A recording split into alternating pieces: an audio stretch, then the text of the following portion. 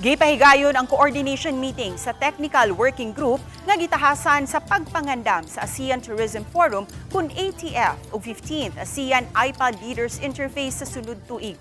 Gilangkuban kini sa kadagpuan sa Mactan Cebu International Airport, Office of Transportation Security, Bureau of Immigration, Lapu-Lapu City Police, Police Regional Office 7, Lapu-Lapu City LGU, Cebu Provincial Government, uban ang Executive Director sa Interparliamentary Relations and Special Affairs Bureau.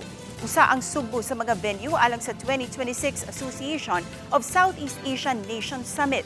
Sa January 28 ngadto sa January 30 ang pagpahigayon sa ASEAN Tourism Forum dinhi sa Sugbo.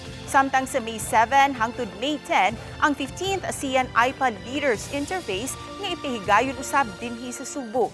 Alang kang Police Colonel Augusto Desqueo, ang OIC sa Lapu-Lapu City Police Office nangandam na usab ang kapulisan sa security plan.